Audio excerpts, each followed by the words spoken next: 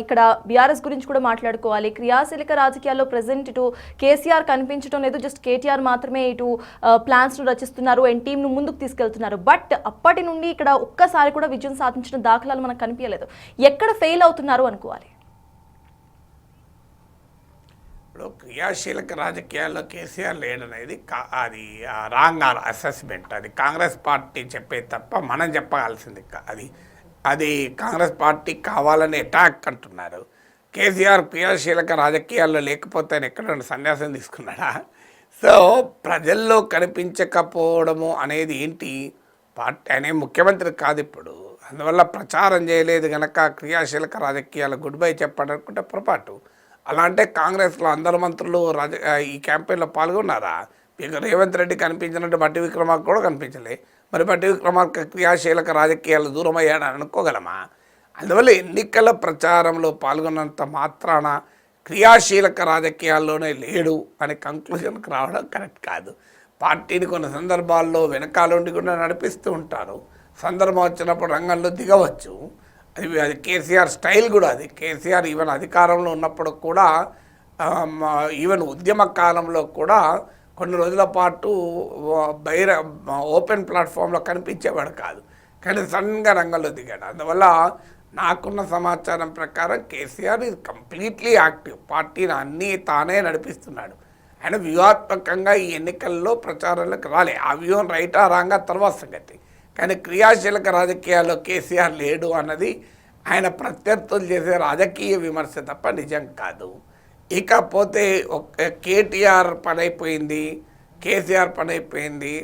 ఒక ఎన్నికతో ఇప్పుడు బీహార్లో ఘోరంగా ఓడిపోయారు కనుక రాహుల్ గాంధీ పని అయిపోయిందని బీజేపీ చెప్పడం లేదా? అలా అంటే 11 ఏళ్ళుగా రాహుల్ గాంధీ ఓడిపోతూనే ఉన్నాడు కదా. ఈ మధ్య బీజేపీ 95% రాహుల్ గాంధీ ఓడిపోయాడు, రాహుల్ గాంధీ వేస్ట్ అని చెప్పగలమా?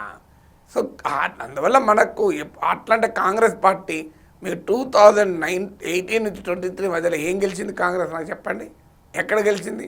2014 నుంచి మీరు 2023 వరకు చూడండి, తమ సీట్లన్నీ కోల్పోతూ వచ్చి పాలేరులో ఓడిపోయారు, నారాయణఖేడ్లో ఓడిపోయారు, దుబ్బాకలో ఓడిపోయారు, హుజూరాబాద్లో ఓడిపోయారు, హుజూర్నగర్లో ఓడిపోయారు, నాగార్జునగర్లో ఓడిపోయారు, జిహెచ్ఎంసీలో ఓడిపోయారు. ఎక్కడ గెలిచారు నాకు చెప్పండి కాంగ్రెస్ పార్టీ? అన్నిట్లలో ఓడిపోయారు కదా. మరి బయలుదేరి తర్వాత 2023లో అధికారంలోకి రాలేదా? సో మళ్ళీ ఓడిపోవడం మామూలు ఓడిపోడు కాదు. హుజూరాబాద్లో 3000 ఓట్లు వచ్చాయి కాంగ్రెస్కు. జిహెచ్ఎంసీలో మల్కాజ్గిరి రేవంత్ రెడ్డి సొంత కాన్స్టిట్యూన్సీలో 2 సీట్లు వచ్చాయి. తమ సిట్టింగ్ సీటు పాలేరు కోల్పోయారు. మరి వాట్ హ్యాపెండ్?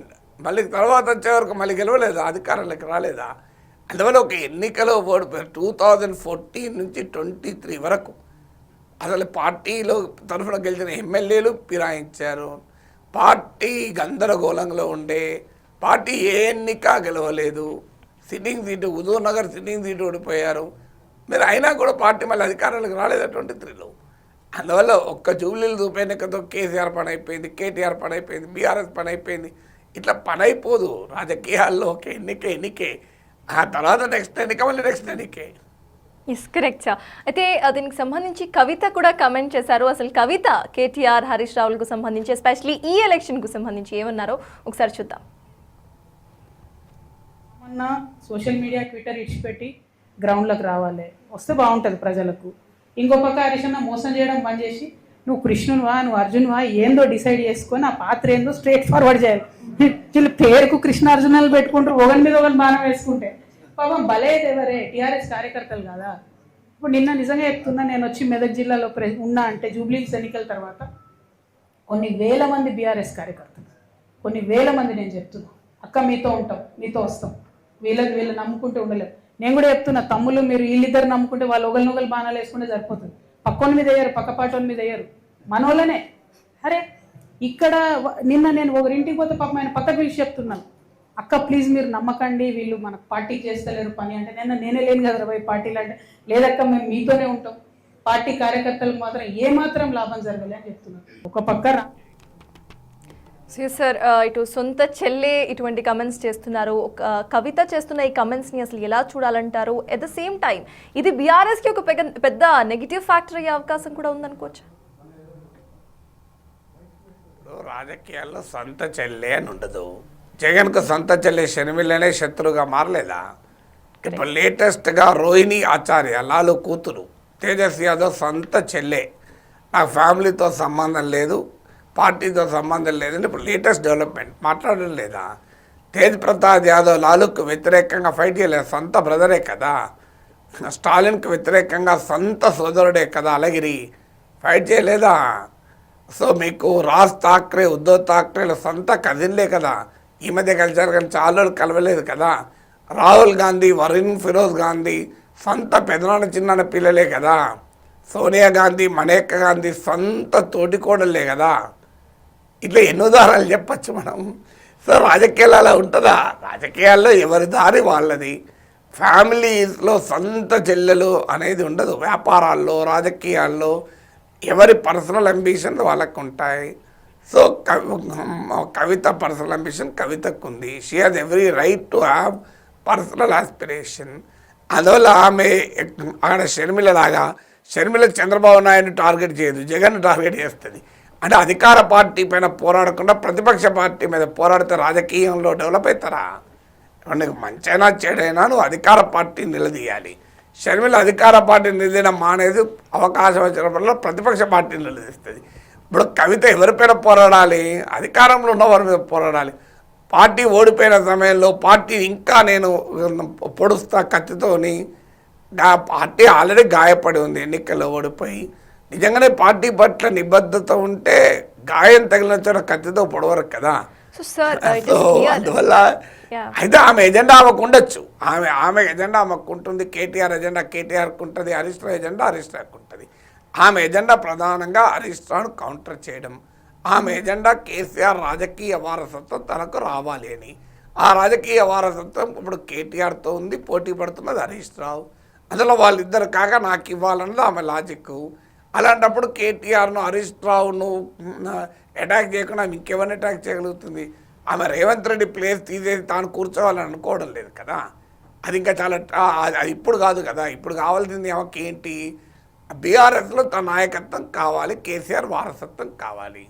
ఆమె కేసీఆర్లో బీఆర్ఎస్లో వారసత్వం కొరకు ఫైట్ చేస్తోంది కనుక ఆమె ప్రధానమైన దృష్టి ఎటుంటుంది?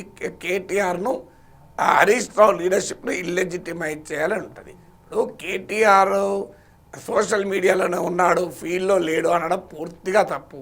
ఇప్పుడు మా కమ్యూనిటీ కూడా కేటీఆర్ వచ్చాడు ఎలక్షన్లో, ట్విట్టర్లోనే ఉన్నాడా? ఇప్పుడు సోషల్ మీడియాలో యాక్టివ్ ఉంటే ఫీల్డ్లో యాక్టివ్ లేడని అంటే తప్పు కదా. ఇప్పుడు సోషల్ మీడియాలో యాక్టివ్ ఉండొచ్చు, ఫీల్డ్లో కూడా యాక్టివ్ ఉండొచ్చు. నరేంద్ర మోడీ చాలా యాక్టివ్ సోషల్ మీడియాలో అని చెప్పి నరేంద్ర మోడీ ప్రజల్లో లేడు, సోషల్ మీడియాలో ఉండడం అని అనగలమా? సో రాజకీయ సోషల్ మీడియాలో ఉండడం అనేది అవసరమే తప్ప అది ఉంటే ఇది లేదు, ఇది ఉంటే అది లేదంటే ఎట్లా రాజకీయం అవుతుంది? కేటీఆర్ ఫీల్డ్లో లేకపోతే జూబ్లీహిల్స్ క్యాంపెయిన్లో ఎవరున్నారు ఫీల్డ్లో? కేటీఆర్ హరీష్ రావు లేకపోతే మనము హానెస్ట్గా మాట్లాడాలి. కేటీఆర్ సోషల్ మీడియాలో కూర్చొని ట్విట్టర్లో పోస్ట్ పెట్టి కూడా కూర్చున్నాడా? మీకు గల్లీ షేక్పేట్లో రోడ్ షో చేయలేదా? జూబ్లీహిల్స్లో గల్లీ తిరగలేదా? సో మన కవిత ఎజెండా కవితకు ఉండొచ్చు, కానీ రియాలిటీ కాదు కదా అది. So what all the agendas are? ఇక్కడ చూసుకుంటే ఆవిడ చేస్తున్న ఈ స్టేట్మెంట్స్ ఏ వారసత్వాని కోసం అయితే ఆవిడ పోరాడుతుందో అదే పార్టీకి ఆవిడ ఒక నెగిటివ్ ఫ్యాక్టర్ లాగా వెళ్తున్నారు. అయినా సరే ఆవిడ అలానే మాట్లాడుతున్నారు. సో దీనికి సంబంధించి కేసీఆర్ ఏమైనా ఇన్వాల్వ్ అయ్యి మాట్లాడే అవకాశాలు ఏమైనా మేబీ ఇన్ ద ఫ్యూచర్ ఉండొచ్చు అనుకోవాలా? కేసీఆర్ ఎందుకు ఇన్వాల్వ్ అవుతారండి? కేసీఆర్ స్థాయికి ఇప్పుడు ఆయన కవిత మీద అటాక్ చేయాలి. ఆయన ఫైన్ పోరాటం కేసీఆర్ రేవంత్ రెడ్డి మీదనే పోరాటం అంటాడు, నా స్థాయి కాదంటాడు. సో అలాంటి వాడు కేసీఆర్ కవిత మీద ఫైట్ చేస్తాడా? కేటీఆరే పట్టించుకుంటాడు, కవితను అటాక్ చేయడం లేదు. హరీష్ రావు కూడా మానేశాడు. కేసీఆర్ ఎందుకు దిగుతాడు? ఆవిడ ఆల్రెడీ పార్టీ నుంచి ఎక్స్పెల్ చేశారు. ఇక why will BRS worry about Kavitha?